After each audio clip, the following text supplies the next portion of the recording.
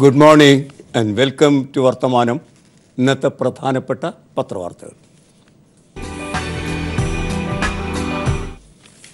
ഇന്ന് തുലാമാസ പൂജയ്ക്ക് നട തുറക്കുകയാണ് ശബരിമലയിൽ. ശരണം വിളിച്ചുകൊണ്ട് വിശ്വാസികൾ അവരുടെ പ്രകടനം ഇന്നലെ അവസാനിപ്പിച്ചതിന് ശേഷം ഇന്ന് നട തുറക്കുന്ന വാർത്ത വലിയ വാർത്തയായി തന്നെ പത്രങ്ങൾ നമുക്ക് തരുന്നു. BJPയുടെ ഇരട്ടത്താപ്പും രാഷ്ട്രീയ അവസരവാദവുമൊക്കെ വെളിച്ചത്തായ പ്രക്ഷോഭങ്ങളാണ് നടന്നു നീങ്ങിയത്. ഏതായാലും ഇന്ന് മാതൃഭൂമിയുടെ ലീഡ് വാർത്ത കാണുക. ബോർഡിനെ മുൻനിർത്തി സമവായ ശ്രമം. ഇന്നലെ പ്രക്ഷോഭങ്ങൾ താൽക്കാലികമായി അവസാനിച്ചുവെങ്കിൽ ഇന്ന് തുലാമാസ പൂജയ്ക്ക് നട തുറക്കുന്ന അന്ന് തന്നെ ദേവസ്വം ബോർഡിൻ്റെ ആഭിമുഖ്യത്തിൽ ചർച്ച ആരംഭിക്കുന്നു. ബോർഡിനെ മുൻനിർത്തി സമവായ ശ്രമം എന്ന ശീർഷകത്തിൽ മാതൃഭൂമി വാർത്ത തരുമ്പോൾ സത്യത്തിൽ സർക്കാർ തന്നെയാണ് സമവായത്തിന് വരുന്നത് എന്ന ധ്വനി പുലർത്തുന്നു മാതൃഭൂമി. അതുവഴി ഈ നിലയ്ക്ക് ശീർഷകം നിരത്തിക്കൊണ്ട് ഈ നടന്ന ശരണം വിളി സമരമുണ്ടല്ലോ, അതിൽ തങ്ങളുടെ നിലപാട് എന്ത് എന്ന് ആ പത്രം വ്യക്തമാക്കുകയും ചെയ്യുന്നു. ഏതായാലും മലയാളത്തിലെ മാധ്യമങ്ങൾ അതിരുകവിഞ്ഞ പിന്തുണയൊന്നും ഈ ശരണം വിളി പ്രക്ഷോഭത്തിന് നൽകിയിട്ടില്ല. കാരണം അതിൻ്റെ ആവശ്യങ്ങൾ ഒരു ജനാധിപത്യ പ്രസ്ഥാനത്തിനും അംഗീകരിക്കാൻ കഴിയുന്നതുമല്ല.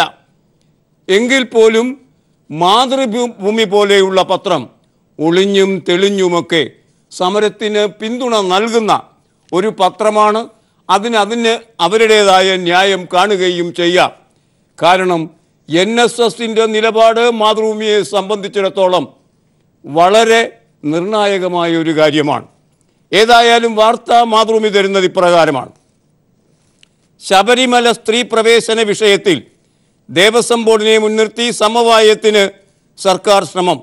ഇതിൻ്റെ ഭാഗമായി ദേവസ്വം ബോർഡ് വിളിച്ചു ചേർത്ത പ്രതിനിധികളുടെ ചർച്ച ചൊവ്വാഴ്ച നടക്കും. തന്ത്രിമാർ, പന്തളം കൊട്ടാരം പ്രതിനിധികൾ, ശബരിമല ക്ഷേത്രവുമായി ബന്ധപ്പെട്ട സംഘടനകളുടെ പ്രതിനിധികൾ എന്നിവ ചർച്ചയിൽ പങ്കെടുക്കുന്നുണ്ട്. വിഷയവുമായി ബന്ധപ്പെട്ട കാര്യങ്ങൾ ദേവസ്വം ബോർഡ് തീരുമാനിക്കട്ടെ എന്നാണ് സർക്കാർ നിലപാട്. സ്വതന്ത്ര നിലപാടെടുക്കാൻ സർക്കാരിന് അനുമതി കിട്ടിയെന്ന് വ്യക്തമാക്കുന്നതാണ് ബോർഡിൻ്റെ നീക്കങ്ങൾ. ചർച്ചയിൽ ഉരുത്തിരിയുന്ന കാര്യങ്ങൾ നടപ്പാക്കുമെന്നും പ്രത്യേക നിർദ്ദേശം വയ്ക്കുന്നില്ലെന്നും ദേവസ്വം പ്രസിഡന്റ് A. പത്മകുമാർ അറിയിച്ചു. ക്ഷണിച്ച് എല്ലാവരും ചർച്ചയ്ക്ക് എത്തുമെന്ന് അറിയിച്ചതായി അദ്ദേഹം പറഞ്ഞു.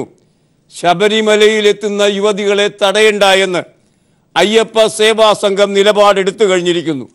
ഏതായാലും ഇരുവിഭാഗങ്ങളും അയഞ്ഞുകൊണ്ടിരിക്കുന്ന ഒരവസ്ഥയിലേക്കാണ് ആദ്യഘട്ട സമരം, അങ്ങനെയാണ് അവർ പറയുന്നത്. ആ സമരം അവസാനിക്കുമ്പോൾ കാര്യങ്ങൾ നീങ്ങുന്നത് ആ ദിശയിലേക്കാണ്. ശബരിമലയിലെ അനുഷ്ഠാനപരമായ വ്രതം 41 ദിവസത്തേക്കാണ്. RSSൻ്റെ മേധാവി പറഞ്ഞു, ഈ 41 ദിവസം എന്ന സമയനിഷ്ഠ ഏർപ്പെടുത്തിയത് പുരുഷന്മാരാണ്. സ്ത്രീകൾ ഉണ്ടായിരുന്നു ആ നിഗമനങ്ങളിലെത്തുന്ന സമിതിയിലെങ്കിൽ 41 ദിവസം എന്തായാലും വരുമായിരുന്നില്ല. അതുകൊണ്ട് വ്രതശുദ്ധിയുടെ ദിവസം 14 കുറയ്ക്കണം എന്ന് RSS നേതാവ് പറഞ്ഞത് സ്ത്രീക്ക് കൂടി പ്രവേശനം ലഭിക്കണമെന്ന ആഗ്രഹചിന്തയിലായിരുന്നു. പക്ഷേ ആ RSS പഴയ RSS ആണ്. അവരൊക്കെ കുട്ടിക്കരണം മറിഞ്ഞ് ഇപ്പോൾ ചൂട് ചോറ് ആളുകളെ കൊണ്ട് വാരിക്കുന്ന തിരക്കിൽ നിൽക്കുന്നതാണ്. ഏതായാലും ഇന്നലെ പ്രക്ഷോഭത്തിൻ്റെ അന്ത്യഘട്ടത്തിൽ ശ്രീധരൻപിള്ള, BJPയുടെ സംസ്ഥാന മേധാവി, അദ്ദേഹം 24 മണിക്കൂർ സമയം സദയം കൽപ്പിച്ചനുവദിച്ചു കേരള സർക്കാരിന് കാര്യങ്ങൾ തീരുമാനിക്കാൻ. കേരള സർക്കാരാണ് തീരുമാനിക്കേണ്ടത്. ആ കാര്യത്തിൽ ശ്രീധരൻപിള്ളയ്ക്ക് സംശയമൊന്നുമില്ല. പക്ഷേ 24 മണിക്കൂർ സമയമേ നൽകുകയുള്ളൂ. ഇത് പറയുമ്പോൾ ശ്രീധരൻപിള്ള വക്കീലാണ്. അദ്ദേഹത്തിന് അറിയാം 24 മണിക്കൂറല്ല, 48 മണിക്കൂറല്ല, ഇനി 24 മാസങ്ങൾ കഴിഞ്ഞാൽ പോലും കേരള സർക്കാരിന് ഈ കാര്യത്തിൽ ഒന്നും ചെയ്യാനാവില്ല. കാരണം ശബരിമല ക്ഷേത്രത്തിൻ്റെ സവിശേഷതകൾ തീരുമാനിക്കുന്ന 3B ചട്ടത്തിലെ ആ ചട്ടം മൗലികാവകാശ ലംഘനമാണ് എന്ന് കണ്ട് സുപ്രീം കോടതിയാണ് റദ്ദാക്കിയിരിക്കുന്നത്. മൗലികാവകാശ പ്രശ്നവുമായി ബന്ധിപ്പിച്ച അടിസ്ഥാനതല വിഷയങ്ങളിൽ ഒരു സംസ്ഥാന സർക്കാരിനും ഒരു ചുക്കും ചെയ്യാനില്ല എന്ന് ആർക്കാണ് അറിഞ്ഞുകൂടാത്തത്? ചെയ്യാൻ കഴിയുന്നത് അല്പസ്വല്പമൊക്കെ കേന്ദ്ര സർക്കാരിനാണ്. അവർക്ക് നിയമം കൊണ്ടുവരാം. നിയമം കൊണ്ടുവന്നാൽ പോലും മൗലികാവകാശ ലംഘന വകുപ്പ് എന്ന നിലയ്ക്ക് സുപ്രീം കോടതി കണ്ടെത്തിയിരിക്കുന്ന, പ്രത്യേകിച്ചും ഭരണഘടനാ ബെഞ്ച് കണ്ടെത്തിയിരിക്കുന്ന വിഷയത്തിൽ നിയമം കേന്ദ്ര സർക്കാർ കൊണ്ടുവന്നാലും സുപ്രീം കോടതി അതെടുത്ത് തോട്ടിക്കളയും. ആ നിലയ്ക്ക് കേന്ദ്ര സർക്കാരിന് തന്നെ ഒന്നും ചെയ്യാനില്ലാത്ത കാര്യത്തിലാണ് 24 മണിക്കൂർ ശ്രീധരൻപിള്ള കനിഞ്ഞ് അനുവദിച്ചത് കേരള സർക്കാരിന്. ഒരു മുതലെടുപ്പിനപ്പുറം ഈ കുട്ടികൾക്ക് യാതൊരു താല്പര്യവുമില്ല എന്നാർക്കാണ് അറിഞ്ഞുകൂടാത്തത്? 24 മണിക്കൂർ PS ശ്രീധരൻപിള്ള സംസ്ഥാന സർക്കാരിന് അനുവദിച്ചപ്പോൾ വിശ്വ ഹിന്ദു പരിഷത്തിൻ്റെ നേതാവ് പ്രവീൺ തൊഗാഡിയ അദ്ദേഹം 48 മണിക്കൂർ കേന്ദ്രത്തിന് അനുവദിച്ചു. ഈ മണിക്കൂറിനൊന്നും ഒരു ചുക്കും സംഭവിക്കില്ലെന്ന് രണ്ടുപേർക്കും അറിയാം. 48 മണിക്കൂറിനുള്ളിൽ പ്രശ്നം കേന്ദ്രം പരിഹരിക്കുന്നില്ലെങ്കിൽ പ്രവീൺ തൊഗാഡിയ പറയുന്നത് കേന്ദ്ര സർക്കാർ ഹിന്ദുക്കളുടെ കാര്യത്തിൽ താല്പര്യമില്ലാത്ത സർക്കാരാണെന്ന് തെളിയിക്കുന്നതിന് സമമാണ് ഇത് എന്ന നിലയ്ക്കാണ്. അങ്ങനെയൊക്കെയാണ് കാര്യങ്ങൾ പോകുന്നത്. ഒരാൾ 24 മണിക്കൂർ കേരള സർക്കാരിന് അനുവദിക്കുമ്പോൾ 48 മണിക്കൂർ ഇതിനകത്ത് തന്നെ വേറൊരു വിഭാഗം കേന്ദ്ര സർക്കാരിന് അനുവദിക്കുന്നു. തൊഗാഡിയ കേന്ദ്രത്തിനെതിരെ നിലപാടെടുക്കുമ്പോൾ ശ്രീധരൻപിള്ള കേരള സംസ്ഥാന സർക്കാരിനെതിരെ നിലപാടെടുക്കുന്നു. ആരാണ് ശരി, ആരാണ് തെറ്റ്? കലങ്ങിയ വെള്ളത്തിൽ മീൻ പിടിക്കുക എന്ന തങ്ങളുടെ സ്വന്തം അജണ്ടയല്ലാതെ ഇതിൽ മറ്റൊന്നുമില്ല. പാവം പെണ്ണുങ്ങൾ ശരണവും വിളിച്ച് ഈ കുഞ്ഞുങ്ങളുടെ പിറകെ വെറുതെ വെമ്പി കുതിച്ച് നടന്നു എന്ന ചരിത്ര സത്യം വൈകിയെങ്കിലും ഈ സ്ത്രീകൾ ഓർക്കുമ്പോൾ എന്തൊക്കെയായിരിക്കും ഇവരെക്കുറിച്ച് അവർ മനസ്സിലൂടെ ചിന്തിക്കുക എന്ന് നമുക്ക് കാത്തിരുന്ന് കാണാം. ഏതായാലും സമരം അവസാനിച്ചിരിക്കുന്നു. പ്രക്ഷോഭത്തിൻ്റെ ഒരു ഘട്ടം അവസാനിച്ചിരിക്കുന്നു. നട തുറക്കാൻ പോകുന്നു. ആ സാഹചര്യത്തിൽ ചർച്ചയ്ക്ക് തയ്യാറാകുന്നു ദേവസ്വം ബോർഡ്. എണ്ണയുടെ വില നിർണയന കാര്യത്തിൽ അല്ലെങ്കിൽ ഉൽപാദന വിതരണത്തിൻ്റെ കാര്യത്തിൽ സൗദി അറേബ്യയും അമേരിക്കയും തമ്മിലുള്ള ഏറ്റുമുട്ടൽ മുഖാമുഖം എത്തിയിരിക്കുന്ന സാഹചര്യത്തിൽ എണ്ണവില ഇനിയും കൂടും. അത് 100 എന്ന നിലയ്ക്ക് ബാരലിന് $100 എന്ന നിലയ്ക്ക് എത്തുമെന്ന് ഉറപ്പായിരിക്കുന്നു. അതായത് 1 ലിറ്റർ പെട്രോളിന് 100 രൂപ ഇന്ത്യയിലെത്തും എന്ന കാര്യത്തിൽ ഇപ്പോൾ ആർക്കും സംശയമുണ്ടാകാൻ ഇടയില്ല. മംഗളം എന്ന പത്രം ആ വാർത്ത ലീഡാക്കുമ്പോൾ ഖഷോഗിയെ ചൊല്ലി US താക്കീത്, എണ്ണ കൊണ്ട് തിരിച്ചടിക്കാൻ സൗദി അറേബ്യ, എണ്ണ ആയുധം, വില കത്തും. വാർത്ത കാണുക. ഇറാൻ ഉപരോധത്തിന് പിന്നാലെ അമേരിക്കയും സൗദി അറേബ്യയും എണ്ണ ആയുധമാക്കിയുള്ള നയതന്ത്ര യുദ്ധത്തിൻ്റെ വക്കിൽ. വർദ്ധിച്ചു വരുന്ന ആവശ്യം നിറവേറ്റാൻ ഉൽപാദക രാഷ്ട്രങ്ങൾക്ക് കഴിഞ്ഞില്ലെങ്കിൽ അസംസ്കൃത എണ്ണവില വീപ്പയ്ക്ക് $100 കടക്കുമെന്നാണ് വിലയിരുത്തൽ. സൗദി അറേബ്യ കൂടുതൽ അസംസ്കൃത എണ്ണ വാഗ്ദാനം ചെയ്തെങ്കിലും കുതിച്ചു കയറുന്ന വിലയാണ് ഇന്ത്യയുടെ ആശങ്ക. ഇക്കാര്യം സൗദി പെട്രോളിയം മന്ത്രി ഖാലിദ് അൽ ഖലീഹിൻ്റെ സാന്നിധ്യത്തിൽ പ്രധാനമന്ത്രി നരേന്ദ്രമോദി വ്യക്തമാക്കി. US ഉപരോധം മൂലം നവംബർ 4 മുതൽ ഇറാന്റെ അസംസ്കൃത എണ്ണ ലോകവിപണിയിൽ നിന്ന് അപ്രത്യക്ഷമാകാനിരിക്കെയാണ് തുർക്കിയിൽ സൗദി ഭരണകൂടത്തിൻ്റെ നിശ്ചിത വിമർശകനായ മാധ്യമപ്രവർത്തകൻ ജമാൽ ഖഷോഗിയുടെ ദുരൂഹ തിരോധാനം ഇടുത്തിയായത്. അതിനെ മുൻനിർത്തി സൗദി അറേബ്യയും അമേരിക്കയും തമ്മിൽ ഉള്ള യുദ്ധം, ആ സമരം, അത് എണ്ണവില കൂട്ടുന്നു. ആ അവസ്ഥ സൃഷ്ടിക്കപ്പെടുമ്പോൾ ഇന്ത്യൻ പ്രധാനമന്ത്രി ഈ കാര്യത്തിൽ ഇടപെടുന്നത് കൊണ്ട് വലിയ പ്രയോജനമൊന്നുമില്ല. എങ്കിലും ദീപികയുടെ ലീഡ് വാർത്ത കാണുക. ഡീസൽ വില കുറച്ചത് തിരിച്ചു കയറി, പഴയത് മാതിരിയായി. 2.5 രൂപയാണ് ലിറ്ററിന് കുറച്ചത്. അത് 1.5 രൂപ കേന്ദ്ര സർക്കാരും 1 രൂപ കമ്പനിയുമായിരുന്നു. അതിലധികം വില കൂടിക്കഴിഞ്ഞിരിക്കുന്നു. ഒക്ടോബർ 5-ന് കേന്ദ്രം വില കുറയ്ക്കുന്നതിന് മുമ്പുള്ള വിലയിലെത്തി ഡീസൽ വില. ഇന്നലെ 28 പൈസ കൂടിയതോടെ 79.81 രൂപയായി ഡീസൽ 1 ലിറ്ററിന്. ഒക്ടോബർ 5-നും ഇതായിരുന്നു വില. 10 ദിവസത്തെ തുടർച്ചയായ വർധനവോടെ മോദി സർക്കാർ നൽകിയ ആനുകൂല്യം തീർത്തുമില്ലാതായി. 10 ദിവസത്തിന് മുമ്പ് നൽകിയ ആനുകൂല്യം 2.5 രൂപയുടെ വില കുറവ് അതാകട്ടെ ഇപ്പോൾ നികത്തി കഴിഞ്ഞിരിക്കുന്നു. മറ്റൊരു വാർത്ത ജോർജ് കള്ളിവയൽ ദില്ലിയിൽ നിന്ന് തരുന്നു.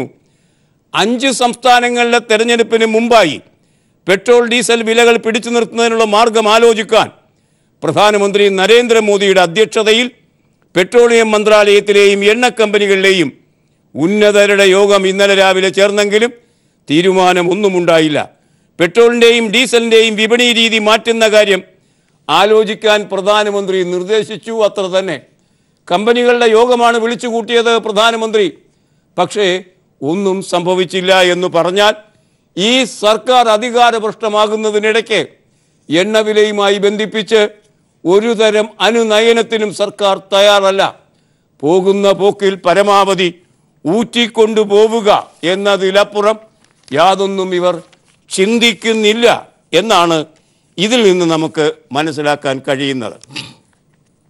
ഇന്ന് ദേശാഭിമാനിയുടെ 1-ാം പുറം വാർത്ത UGC ലഭിക്കുന്ന അധ്യാപകർക്ക് നിദ്രാവിഹീനങ്ങളായ രാത്രികൾ സമ്മാനിക്കുന്ന വാർത്തയാണ്. കാരണം അവർക്ക് പുതിയ പെരുമാറ്റച്ചട്ടം കേന്ദ്രം കൊണ്ടുവരുന്നു.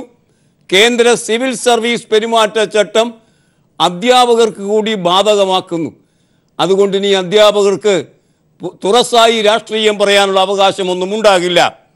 PR ചന്തു കിരൺ ദില്ലിയിൽ നിന്ന് ആ വാർത്ത റിപ്പോർട്ട് ചെയ്യുന്നത് കാണുക. രാജ്യത്തെ സർവകലാശാല അധ്യാപകർ കേന്ദ്ര സർക്കാർ നയങ്ങളെ വിമർശിക്കുന്നത് വിലക്കിക്കൊണ്ട് പെരുമാറ്റച്ചട്ടം.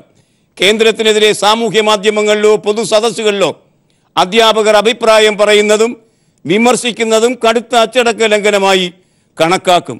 കേന്ദ്ര ജീവനക്കാർക്ക് ബാധകമായ കേന്ദ്ര സിവിൽ സർവീസ് പെരുമാറ്റച്ചട്ടം അധ്യാപകർക്ക് കൂടി ബാധകമാക്കിയാണ് UGC മാനദണ്ഡം പുറത്തേക്ക് വിട്ടത്. ആ നിലയ്ക്ക് അത് പുതിയൊരു തിരിച്ചടിയായി അധ്യാപക വിഭാഗത്തിന് മാറിത്തീരും എന്ന് ഉറപ്പ്. ബിഷപ്പ് ഫ്രാങ്കോ മുളയ്ക്കൽ ഇന്ന് ജയിൽ മോചിതനാകും. അദ്ദേഹം ജയിലിൽ കയറിയിട്ട് 3 ആഴ്ച കഴിയുമ്പോഴേക്കും മോചിതനാകാൻ കഴിയുന്ന തരത്തിൽ സഭ എല്ലാ ഒരുക്കങ്ങളും അദ്ദേഹത്തിന് വേണ്ടി നടത്തി. ബിഷപ്പ് ഫ്രാങ്കോ ഇന്ന് ജയിൽ വിടും. ദേശാഭിമാനിയുടെ 1-ാം പുറം വാർത്ത. ചൊവ്വാഴ്ച പകൽ 11-ഓടെ പാലാ കോടതിയിൽ ഉത്തരവ് ഹാജരാക്കി പുറത്തിറങ്ങുമെന്ന് അദ്ദേഹത്തിൻ്റെ അഭിഭാഷകർ അറിയിച്ചു. അന്വേഷണ ഉദ്യോഗസ്ഥൻ മുമ്പാകെ ഹാജരാകാൻ അല്ലാതെ കേരളത്തിൽ പ്രവേശിക്കരുത്. 2 ആഴ്ചയിലൊരിക്കൽ അന്വേഷണ ഉദ്യോഗസ്ഥൻ മുമ്പാകെ ഹാജരാകണം. പാസ്പോർട്ട് വിചാരണ കോടതിയിൽ നൽകണം തുടങ്ങിയ ഉപാധികളോടെയാണ് ഇപ്പോൾ ജാമ്യം നൽകിയിരിക്കുന്നത്. പുറത്തേക്കിറങ്ങുന്ന ബിഷപ്പ് നിസാരനല്ല. അദ്ദേഹം ഇറങ്ങുന്നതോടെ കന്യാസ്ത്രീകൾക്ക് ജീവൽ ഭയം ഉണ്ടായിരിക്കുന്നു എന്നും വാർത്ത നമ്മോട് പറയുന്നു. ആ വാർത്ത എന്തുകൊണ്ടാണ് കന്യാസ്ത്രീകൾക്ക് ഫ്രാങ്കോ ജയിൽ മോചിതനാകുമ്പോൾ ജീവൽ ഭയമുണ്ടാകുന്നത്? കന്യാസ്ത്രീകൾ അവരുടെ സുരക്ഷയിൽ ആശങ്ക പ്രകടിപ്പിച്ച് കത്ത് നൽകിയിരിക്കുന്നു. വാർത്തയും വീക്ഷണവും പേജിൽ ആ വാർത്ത ഇന്ന് മാതൃഭൂമി തരുന്നു. ജോസഫ് മാത്യു ആണ് കൊച്ചിയിൽ നിന്ന് റിപ്പോർട്ട് ചെയ്യുന്നത്. കുറവിലങ്ങാട് കഴിയുന്ന കന്യാസ്ത്രീകളുടെ സുരക്ഷയിൽ ആശങ്കയുണ്ടെന്നും ഉടൻ ഇടപെടണമെന്നും ആവശ്യപ്പെട്ട് ജലന്ധർ രൂപതയുടെ അപ്പോസ്തലിക് അഡ്മിനിസ്ട്രേറ്റർ ബിഷപ്പ് അഗ്നലോ ഗ്രേഷ്യസിന് ഇന്ത്യൻ ക്രിസ്ത്യൻ വിമൻസ് മൂവ്മെൻറ്റ് കത്തയച്ചു. മഠത്തിൽ കഴിഞ്ഞ ആഴ്ച 2 കന്യാസ്ത്രീകൾ എത്തിയത് സംശയമുണർത്തുന്നതാണെന്നും കത്തിൽ സൂചിപ്പിക്കുന്നു. ദേശീയ convener doctor Kochurani Abraham, sister Noella D'Souza, doctor Astrid Lobo Gajiwala എന്നിവർ 12-നാണ് കത്തയച്ചത്. ആ ആശങ്ക പുറത്തേക്ക് വന്നിരിക്കുന്നു എന്നാണ് ഈ വാർത്ത നമ്മോട് പറയുന്നത്. MJ അക്ബർ മാനനഷ്ടത്തിന് കേസ് കൊടുത്തു. മീറ്റു വെളിവാക്കലുമായി ബന്ധിപ്പിച്ച് MJ അക്ബറിനെതിരെ ലൈംഗിക ആക്ഷേപം ഉന്നയിച്ച സ്ത്രീകൾക്കെതിരെ അക്ബർ മാനനഷ്ട കേസ് കൊടുത്തുകൊണ്ട് സ്വന്തം തടി കഴിച്ചിലാക്കി. അദ്ദേഹത്തിൻ്റെ രാജി ഉടനടി ഉണ്ടാകില്ല. തെരഞ്ഞെടുപ്പ് വരുന്ന സാഹചര്യത്തിൽ അത്തരമൊരു റിസ്ക് എടുക്കാൻ എന്തായാലും നരേന്ദ്രമോദിയും തയ്യാറല്ല. രാജിവെച്ചു എന്ന വാർത്ത കള്ളമാണ്. അതുകൊണ്ട് തന്നെ രാജി ഉടനടിയില്ല, കേസാണ് വരാൻ പോകുന്നത്. ആ വാർത്ത പത്രങ്ങൾ തരുന്നു. സിറാജ് എന്ന പത്രം അത് 1-ാം പേജിൽ തരുന്നു. ആ വാർത്തയുടെ വിശദാംശങ്ങളിലേക്ക് പോകാം ഒരു ചെറിയ പരസ്യ ഇടവേളയ്ക്ക് ശേഷം. MJ അക്ബർ മാനനഷ്ട കേസ് ഫയൽ ചെയ്ത വാർത്ത സിറാജ് 1-ാം പുറത്ത് തരുന്നു. മീറ്റു ക്യാമ്പയിനിൽ കുടുങ്ങിയ കേന്ദ്ര വിദേശകാര്യമന്ത്രി MJ അക്ബർ മാനനഷ്ട കേസ് ഫയൽ ചെയ്തു. മാധ്യമപ്രവർത്തക പ്രിയ രമണിക്കെതിരെ ദില്ലി പാട്യാല ഹൗസ് കോടതിയിൽ അഭിഭാഷകരായ കരഞ്ജൻ വാല ആൻഡ് കമ്പനി വഴിയാണ് കേസ് ഫയൽ ചെയ്തത്. ഇന്ത്യൻ ശിക്ഷാ നിയമത്തിലെ 499-500 വകുപ്പുകൾ പ്രകാരമാണ് അപകീർത്തി കേസ് ഫയൽ ചെയ്തതെന്ന് അഭിഭാഷകർ വ്യക്തമാക്കി. അതേസമയം പ്രധാനമന്ത്രി നരേന്ദ്രമോദിക്ക് അക്ബർ രാജിക്കത്ത് ഇമെയിൽ ചെയ്തതായും റിപ്പോർട്ട് ഉണ്ടായിരുന്നു. മീറ്റു ക്യാമ്പയിൻ്റെ ഭാഗമായി രാജിവെക്കുന്നത് തെറ്റായ കീഴ്വഴക്കം സൃഷ്ടിക്കുമെന്ന് കണ്ടാണ് പ്രധാനമന്ത്രി രാജി സ്വീകരിക്കാത്തത് എന്ന് ആണ് പുറത്തുവരുന്ന വിവരങ്ങൾ. ഏതായാലും തൽക്കാലം അദ്ദേഹത്തിൻ്റെ രാജി ഉണ്ടാകാൻ പോകുന്നില്ല എന്നാണ് ഈ വാർത്ത നമ്മോട് പറയുന്നത്. AMMAയുമായി ബന്ധിപ്പിച്ച് വിവിധങ്ങളായ വാർത്തകളാണ് ഇത് ലോകം നമുക്ക് തരുന്നത്. മലയാള മനോരമ അത് ആദ്യ വാർത്തയാക്കി മാറ്റിയിരിക്കുന്നു. രാവിലെ ഒരു നേതാവ് ഒരു കാര്യം പറയുന്നു, ജഗദീഷ് എന്ന നേതാവാണ്, വക്താവാണ് താൻ എന്ന് പറഞ്ഞുകൊണ്ടാണ് അദ്ദേഹം ചില കാര്യങ്ങൾ അമ്മയുടേത് എന്ന നിലയ്ക്ക് ഒരു പ്രസ് റിലീസ് നടത്തിയത്, ഒരു കുറിപ്പ്. അക്കാര്യത്തിൽ അദ്ദേഹത്തിന് അവകാശമുണ്ടോ എന്നത് മറ്റൊരു കാര്യം. ഏതായാലും അദ്ദേഹം ട്രഷററാണ് സംഘടനയുടെ. ഉച്ച കഴിഞ്ഞപ്പോഴേക്കും സിദ്ദിഖ് രംഗത്ത് വരുന്നു. സിദ്ദിഖ് മാത്രമല്ല, KPSC ലളിതയും കൂടെ ഉണ്ടായിരുന്നു. ഒരു പാക്കേജ് എന്ന മാതിരി ഇരുവരും രണ്ട് കാര്യങ്ങളാണ് പറഞ്ഞത്. ആദ്യം ഈ കാര്യത്തിൽ ഇടപെട്ടത് രാവിലെ വന്ന പ്രസ് റിലീസിൽ ജഗദീഷ് പറഞ്ഞത് ദിലീപ് നിരപരാധിയോ അപരാധിയാണോ എന്നിപ്പോഴും തീരുമാനിച്ചിട്ടില്ല. ജനറൽ ബോഡി ഏതായാലും ഉടൻ കൂടും, അക്കാര്യത്തിൽ ദിലീപിൻ്റെ കാര്യം തീരുമാനിക്കും. ഇതാണ് ആദ്യമായി വന്ന ഒരു വാർത്ത. എന്നാൽ സിദ്ദിഖിൻ്റെ പത്രസമ്മേളനത്തിൽ ഇതിൽ നിന്ന് വ്യത്യസ്തമായ കാര്യങ്ങളാണ് പറഞ്ഞത്. ദിലീപ് നിരപരാധി തന്നെയാണ് എന്ന നിലപാടാണ് AMMAയ്ക്കുള്ളത്. അദ്ദേഹം ശിക്ഷിക്കപ്പെട്ടിട്ടില്ലല്ലോ, അതുകൊണ്ട് നിരപരാധി തന്നെയാണ്. ജനറൽ ബോഡിയൊന്നും കൂടാൻ പോകുന്നില്ല. ഇനി സാധാരണഗതിയിൽ അത് അടുത്ത ജൂണിൽ മാത്രമേ ഉള്ളൂ. അതിനു മുമ്പ് ജനറൽ ബോഡി കൂടാനുള്ള ഒരു സമ്മർദ്ദവും അമ്മയുടെ മുകളിലില്ല എന്ന് പറഞ്ഞാൽ അക്കാര്യത്തിൽ ഒരു ചർച്ചയും ഉണ്ടാകാൻ പോകുന്നില്ല. അമ്മ വ്യത്യസ്ത നിലപാടുകളുമായി ജഗദീഷും സിദ്ദിഖും രാജിവെച്ച നടികളെ തിരിച്ചെടുക്കുമെന്ന് ട്രഷറർ, അവർ അപേക്ഷിക്കട്ടെ എന്ന് സെക്രട്ടറി. അഭിനേതാക്കളുടെ സംഘടനയായ അമ്മയിൽ ദിലീപിനെ ചൊല്ലിയുള്ള അഭിപ്രായ വ്യത്യാസം പരസ്യമാക്കി ജഗദീഷും സിദ്ദിഖും. വനിതാ കൂട്ടായ്മ 2 ദിവസം മുമ്പ് ഉന്നയിച്ച ആരോപണങ്ങൾക്ക് മറുപടിയായി ട്രഷറർ ജഗദീഷ് അമ്മ വക്താവെന്ന പേരിൽ രാവിലെ പുറത്തിറക്കിയ പത്രക്കുറിപ്പിൽ അനുനയ സമീപനമായിരുന്നു എങ്കിൽ അത് പൂർണ്ണമായി തള്ളിയും ജഗദീഷിനെ തന്നെ തള്ളിപ്പറഞ്ഞുമായിരുന്നു. ഉച്ചയ്ക്ക് സെക്രട്ടറി സിദ്ദിഖിൻ്റെ പത്രസമ്മേളനം തങ്ങളുടേതാണ് അമ്മയുടെ ഔദ്യോഗിക നിലപാടെന്നും പ്രസിഡന്റ് മോഹൻലാലിനോട് ആലോചിച്ചാണ് ഇത് ചെയ്തത് എന്ന് ഇരുവരും ഒരേപോലെ അവകാശപ്പെടുകയും ചെയ്തു. അപഹാസ്യമായി പോയി ഇരുവരുടെയും പ്രവർത്തനങ്ങൾ. ഏതായാലും അതേ സംബന്ധിച്ച് ഒരു കാർട്ടൂൺ, ബൈജുവിൻ്റെ ഒരു കാർട്ടൂണും 1-ാം പേജിൽ തന്നെ മനോരമ തരുന്നു. ജഗദീഷും സിദ്ദിഖും മോഹൻലാലുമായി ആലോചിച്ചാണ് ഈ അവരവരുടേതായ നിലപാടുകൾ വ്യക്തമാക്കിയത്. അവ തമ്മിൽ ഭിന്നതയുള്ള നിലപാടുകളായി മാറിയപ്പോൾ അമ്മ എന്ന സംഘടനയുടെ നിലപാട് എന്ത് എന്ന ആശങ്ക ഉയരുന്നു. അതിനെ മുൻനിർത്തി മോഹൻലാൽ പറയുന്നു, സിദ്ദിഖിനൊപ്പം നിൽക്കും, ജഗദീഷിന് വേണ്ടി പ്രാർത്ഥിക്കും. നടി ആക്രമിക്കപ്പെട്ടപ്പോൾ നടിക്ക് വേണ്ടി നിൽക്കും, പക്ഷേ ആക്രമണകാരിയായി കുറ്റാരോപിതനായി നിൽക്കുന്ന ദിലീപിന് വേണ്ടി താൻ പ്രാർത്ഥിക്കുകയും ചെയ്യും എന്ന് മോഹൻലാൽ പറഞ്ഞ ആ നിലപാടില്ലാത്ത വഴുവഴുപ്പൻ നിലപാടുണ്ടല്ലോ, ആ നിലപാട് ഒരിക്കൽ കൂടി ഈ രംഗത്ത് വന്നിരിക്കുന്നു. ഇവിടെ പുറത്തുപോയവരെ തിരിച്ചെടുക്കും എന്ന് ജഗദീഷ് പറയുമ്പോൾ മാപ്പ് പറഞ്ഞാൽ തിരിച്ചെടുക്കാനുള്ള പരിപാടിയൊന്നുമില്ല. മോഹൻലാലിനെ വിമർശിക്കുന്നത് നോക്കി നിൽക്കാൻ ഞങ്ങൾക്കാർക്കും കഴിയില്ല. അതാണ് പ്രശ്നം. മോഹൻലാൽ പ്രസിഡന്റാണ്, പ്രസിഡന്റിനെ മെമ്പർമാർ വിമർശിച്ചാൽ എന്താണ്? പക്ഷേ ഈ സംഘടനയ്ക്ക് പ്രസിഡന്റ് എന്ന് പറയുന്നത് ചക്രവർത്തിയാണ്. ചക്രവർത്തിയെ ഒന്നും ചോദ്യം ചെയ്യാൻ പാടില്ല. എന്തൊക്കെയാണ് ഇവരൊക്കെ ചിന്തിക്കുന്നത്? മോഹൻലാലിനെ വിമർശിക്കുന്നത് നോക്കി നിൽക്കാനാകില്ല. Internal complaint committee ICC internal complaint കമ്മിറ്റിയെക്കുറിച്ച് ഈ സിദ്ദിഖ് എന്ന് പറഞ്ഞ മാന്യൻ അഭിപ്രായ പ്രകടനം നടത്തിയപ്പോൾ തൊലി ഉരിഞ്ഞു പോകും. ലെവലേശം വിവരം ഇയാൾക്കില്ല. മീറ്റു എന്ന ക്യാമ്പയിനെ കുറിച്ച് ഇയാൾ പറഞ്ഞത് മീറ്റു എന്ന ക്യാമ്പയിൻ വളരെ നല്ലതാണ്, പക്ഷേ അത് ഇപ്പോൾ നടന്നാൽ ഉടനടി പറയണം, വേണമെങ്കിൽ മുഖത്ത് വരെ അടിക്കാം. മീറ്റു ക്യാമ്പയിനെ കുറിച്ചുള്ള പുള്ളിയുടെ ധാരണയാണ്. പത്രം പോലും വായിക്കാത്തവരാണ് ഇവരൊക്കെ. അപ്പം മീറ്റു ക്യാമ്പയിനെ ഉയർത്തിപ്പിടിക്കും, പക്ഷേ അതിന് ഭൂതകാല സാങ്ഷനൊന്നും സാധ്യമല്ല. ഭൂതകാലത്തിലേക്കൊന്നും പോകാനാവില്ല. ഈ നിമിഷം ഇപ്പോൾ പറയണം. അത് പെണ്ണുങ്ങൾക്കൊക്കെ പറയാൻ അറിയാം. അത് അത്ഭുതകരമെന്ന് പറയട്ടെ, KPSC ലളിതയും പിന്തുണയ്ക്കുന്നത് കണ്ടു. അതുമാത്രമല്ല, ഇപ്പം നമുക്ക് അമീർ ഖാനെ പോലെയുള്ള ആളുകളെ കണ്ടാൽ മീറ്റു ക്യാമ്പയിൻ എന്ത് എന്ന് മനസ്സിലാകുന്ന ബുദ്ധിയുള്ള ആളുകൾ സിനിമാ താരങ്ങളായി വടക്കേ ഇന്ത്യയിലുണ്ട്, ഹിന്ദി സിനിമാ ലോകത്തുണ്ട്. അതൊന്നും ഇയാൾക്ക് ബാധകമല്ല. നല്ല പുഷ്ടിയാണ് പുള്ളിക്ക് കാണാൻ, പക്ഷേ യാതൊരു വിവരവും ലെവലേശമില്ല. വേറൊരു ഉദാഹരണം പറയാം. ICC ഒന്നും അമ്മയ്ക്ക് ആവശ്യമില്ല. ICC എന്ന് പറഞ്ഞാൽ ഇന്റേണൽ കംപ്ലയിൻറ്റ് കമ്മിറ്റി. പെണ്ണുങ്ങൾക്ക് സ്ത്രീകളുടെ ശാക്തീകരണത്തിൻ്റെ ഭാഗമായി അവർക്ക് നൽകിയിരിക്കുന്ന പ്രത്യേക പദവിയാണ്, പ്രത്യേക ആനുകൂല്യമാണ്. എല്ലായിടത്തും ICC വേണമെന്ന് സർക്കാരിൻ്റെ നിലപാടാണ്.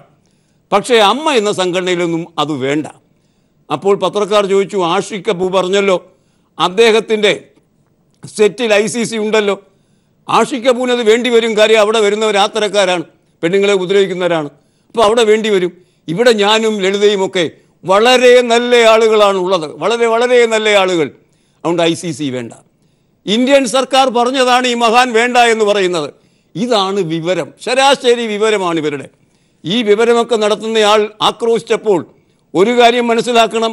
ഈ നിലയ്ക്ക് കുറ്റാരോപിതനായ നടനു വേണ്ടി ആക്രോശിച്ച 2-3 ആളുകളുണ്ടായിരുന്നല്ലോ. ഒരു MPയും 2 MLAമാരും. എവിടെ പോയി അവരൊക്കെ? കഷ്ടമാണ് ഒരു MLAയുടെ ഇപ്പോഴത്തെ അവസ്ഥ. അവരൊന്നും കുരച്ചു ചാടാൻ കഴിയാതെ ഇരിക്കുന്ന സമയത്ത് കുരച്ചു ചാടിക്കൊണ്ട് വന്നിരിക്കുന്നു വിവരദോഷിയായ സിദ്ദിഖ്. സിദ്ദിഖിനത് പറയാം, പുരുഷനാണല്ലോ. പക്ഷേ സ്ത്രീയായ KPSC ലളിത തലകുലുക്കി. അതിന് സമ്മതിക്കണമായിരുന്നുവോ? അതേ സംബന്ധിച്ച് ശാരദക്കുട്ടി എഴുതിയിരിക്കുന്ന ഒരു ഫേസ്ബുക്ക് പോസ്റ്റ് കണ്ടു. അതിനകത്ത് ഒരു എന്താ പറയുക, ഏതെങ്കിലുമൊക്കെ നിലവാരത്തിൽ ഒരു പുനഃപരിശോധന നടത്തണമെന്നാണ് അതുമായി ബന്ധിപ്പിച്ച് ശാരദക്കുട്ടി പറയുന്നത്. ഇത്തരം നിലപാടുകൾ അവരെടുത്തതിൽ വലിയ ബുദ്ധിമുട്ടാണ് ശാരദക്കുട്ടി മുന്നോട്ട് വച്ചിരിക്കുന്നത്. അവർ പറയുന്നു, AMMAക്ക് വേണ്ടി ഇന്ന് വക്കാലത്ത് പറയാൻ നിങ്ങൾ വരാൻ പാടില്ലായിരുന്നു.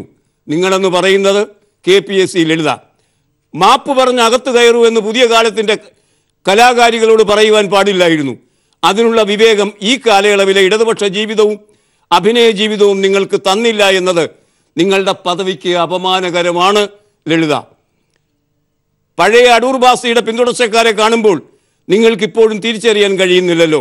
അത്ഭുതം തന്നെ. 50 വർഷം മുമ്പ് നിങ്ങൾ വായില്ലാക്കുന്നിൽ അമ്മയായി നിന്നത് മനസ്സിലാക്കാം. ഇന്നോ വലിയൊരു പ്രസ്ഥാനത്തിൻ്റെ നെടുന്തൂണായിരുന്ന നടി ഇന്ന് എവിടെ എത്തി നിൽക്കുന്നു തുടങ്ങി അവരുടെ ജീവിതത്തിൽ അവർക്ക് സംഭവിച്ചിരിക്കുന്ന പതനം ചൂണ്ടിക്കാണിക്കുന്നു ശാരദക്കുട്ടി ഈ ഫേസ്ബുക്ക് പോസ്റ്റിൽ. ഇന്ന് മലയാള മനോരമയുടെ 1-ാം പുറം ഗൗരവതരമായ ഒരു വാർത്ത നമുക്ക് തരുന്നുണ്ട്. MLAമാർക്ക് വിദേശ യാത്രകൾക്ക് കടിഞ്ഞാൺ വരുന്നു. വിദേശ യാത്രകൾ കേന്ദ്രം അറിയണം, MLAമാർക്ക് കടിഞ്ഞാൺ. VR പ്രതാപ വാർത്ത തരുന്നു. വിദേശ രാജ്യങ്ങളിലേക്ക് MLAമാരുടെ യാത്രയ്ക്ക് കടിഞ്ഞാണിട്ട് കേന്ദ്ര ഇടപെടൽ വരുന്നു. മുഖ്യമന്ത്രി മന്ത്രിമാർ, ഇതാ MLA-മാർ. കടിഞ്ഞാണൊക്കെയുണ്ട്, അല്ലാതെ സഹായമൊന്നും തരില്ല. തിലകൻ്റെ മകൻ ഷമ്മി തിലകൻ ഇന്ന് മലയാള മനോരമയിൽ ഒരു വാർത്തയിൽ പ്രത്യക്ഷപ്പെടുന്നു. എനിക്കും അവസര നിഷേധമുണ്ടായി ഷമ്മി തിലകൻ. തിലകന് മാത്രമല്ല, തനിക്കും സിനിമയിൽ അവസരം നിഷേധിച്ചിട്ടുണ്ട് എന്ന് മകൻ ഷമ്മി തിലകൻ. വിരമിക്കൽ പ്രായമായെന്ന് കരുതിയാവും അമ്മ തനിക്ക് 5000 രൂപ വീതം കൈനീട്ടമെന്ന പേരിൽ പെൻഷൻ തന്നത് എന്നും കഴിഞ്ഞ നിർവാഹക സമിതിയിൽ തിരിച്ചു കൊടുത്തുവെന്നും ഷമ്മി പറഞ്ഞു. അതിനുശേഷം 1-2 ഷൂട്ടിംഗ് സെറ്റുകളിൽ ചില പ്രൊഡക്ഷൻ മാനേജർമാരിൽ നിന്ന് വളരെ മോശം പെരുമാറ്റം നേരിടേണ്ടി വന്നു. വിനയൻ്റെ പടത്തിൽ അഭിനയിക്കാൻ അഡ്വാൻസ് വാങ്ങിയ തന്നെ അത് തിരിച്ചു കൊടുപ്പിച്ചതും അഭിനയിക്കാൻ സമ്മതിക്കാത്തതും മുകേഷാണ്. ഭാവി ഇരടഞ്ഞതാകുമെന്ന് അദ്ദേഹത്തിൻ്റെ ഭീഷണി ഭയന്നിട്ടാണ് പിന്മാറിയത്. ഒരാഴ്ച മുമ്പ് താൻ ചിലത് പറയാൻ തയ്യാറെടുത്തതാണെന്നും മോഹൻലാൽ ഉൾപ്പെടെയുള്ളവർ ഇടപെട്ടാണ് അനുനയിപ്പിച്ചത് എന്ന് തിലകൻ പറയുമ്പോൾ കാര്യങ്ങൾ പഴയതുമാതിരി തന്നെയാണ് തുടരുന്നത് എന്ന് സുവ്യക്തമാകുന്നു. നന്നാവില്ല ഈ AMMA എന്ന് പറയുന്ന വിഭാഗം. എന്തുകൊണ്ടെന്നാൽ ഗണേഷ് കുമാർ MLA ആണ്, അതുപോലെ തന്നെ മുകേഷ് മറ്റൊരു MLA ആണ്, ഇന്നസെൻ്റ് MP ആണ്. ഒരു വിവരവും ആർക്കുമില്ല ഈ കാര്യങ്ങളെക്കുറിച്ച്. തങ്ങൾ ജീവിക്കുന്ന ആനുകാലിക ലോകത്തെക്കുറിച്ച് അറിവില്ലാതെ എന്താണിവർ അസംബ്ലിയിലോ പാർലമെൻറ്റിലോ അല്ലെങ്കിൽ ഈ സംഘടനയിൽ തന്നെയോ ഉന്നയിക്കാൻ കഴിയുക? അവരൊക്കെ നിശബ്ദരായി മാറിയപ്പോൾ അത് മലയാളത്തിൻ്റെ ഒരു മഹിമ തന്നെയാണ്. ദാ വരുന്നു പുതുതായി കുരച്ചു ചാടാൻ സിദ്ദിഖ് എന്നയാൾ. വൈകാതെ തന്നെ എത്തിക്കൊള്ളും അണിയറയിലേക്ക്. ഇനി ഇന്നത്തെ മുഖപ്രസംഗം.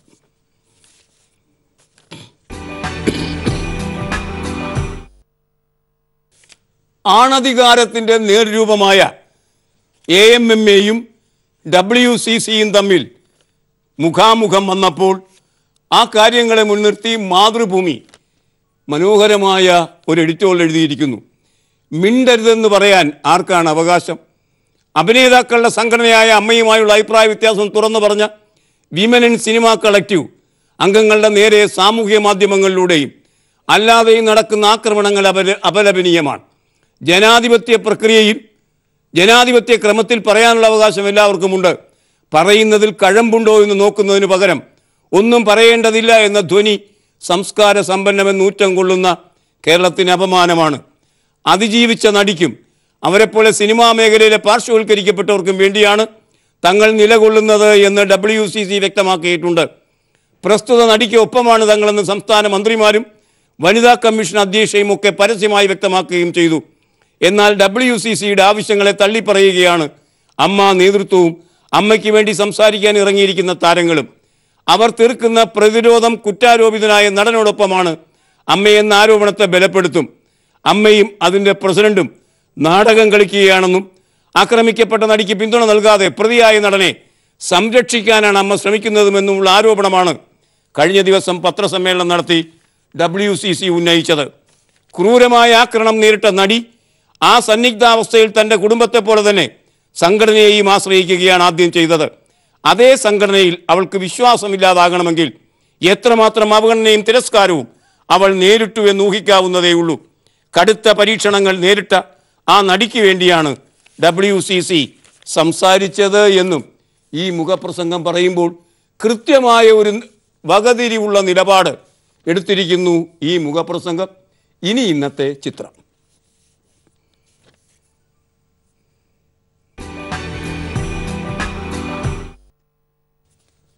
നവരാത്രി മഹോത്സവം എത്തുകയാണ്. സംഗീതത്തിൻ്റെയും അറിവിൻ്റെയും ദേവതയുടെ, അതായത് സരസ്വതിയുടെ ഉത്സവമാണ് നവരാത്രി. ഈ ചിത്രം കാണുക. ഇത് വിൽപ്പനയ്ക്ക് വെച്ച സരസ്വതി ദേവിയുടെ പ്രതിമകളാണ് ചിത്രത്തിൽ നിങ്ങൾ കാണുന്നത്. തിരുവനന്തപുരം നേമത്ത് സരസ്വതി പ്രതിമയുടെയും അതിൻ്റെ വിൽപ്പനക്കാരി രാജസ്ഥാൻ സ്വദേശി ലീനയുടെയും ചിത്രം മാതൃഭൂമി നഗരംപുറം ഇന്ന് നമുക്ക് തരുന്നു. ഈ ചിത്രത്തോട് ഇന്നത്തെ വർത്തമാനം സമാപിക്കുകയാണ്. Have a nice day. Good bye.